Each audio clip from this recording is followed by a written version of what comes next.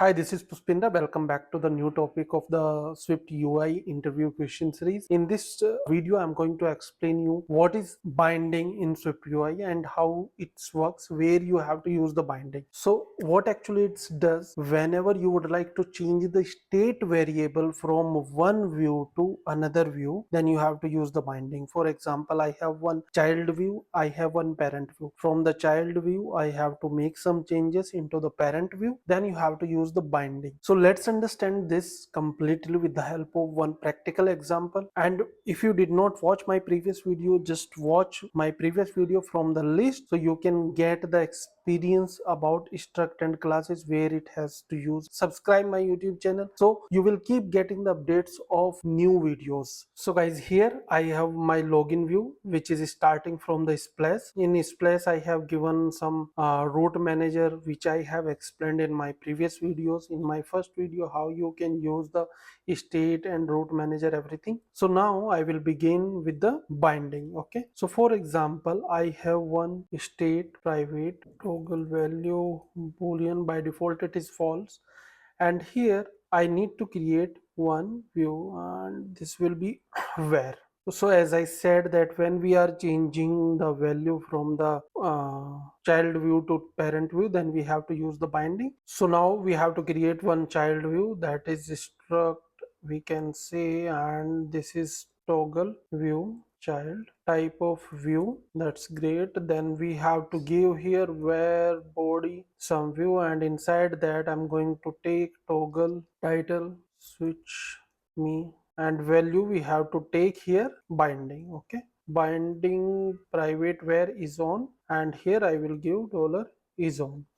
Now this we have to use over here. I'm taking this h stack or v stack, we can take v stack binding example. This I will change, and after that I will give the space, and after space I will use toggle child view. Inside that I have to pass as dollar toggle value. So now after that, here it is showing one error, and because of this private variable. Now after that, just remove this for the better designing. Now we have to check when the value is switching of this one. Okay, now I'm going to give here dot on change, and here we have to give of value toggle, and this is print old value and new value. Okay, now we will able to see what was the old value and what was the new value.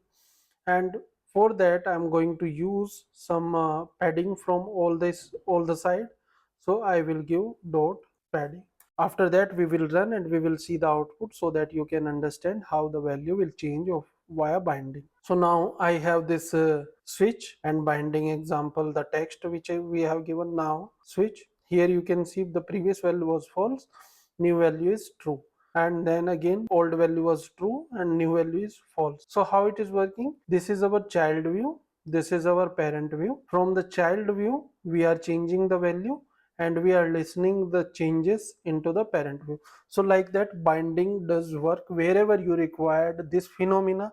There you can use binding hassle free, and if you have more query about it, feel free to comment. Not only this, just keep your cursor on this and see the help section. You will understand more better about the binding a property wrapper type that can read and write a value owned by a source of truth. Okay, so whatever the truth source, for that it will read and write the value. Use a binding to create a two-way connection between a property that stores data and a view that display a changes the data. So like that you can use the binding. Okay, more detail you can check over here, understand. Now if you have any specific topic into the Swift UI you would like to know into the more detail, please write into the comment box. And if you like this video, please subscribe my YouTube channel so that you can be up to date with the new latest videos about the Swift UI. And it is not only for the interviews, it will also help you for increasing your experience, increasing your skills. Thank you so much, have a great time, bye bye.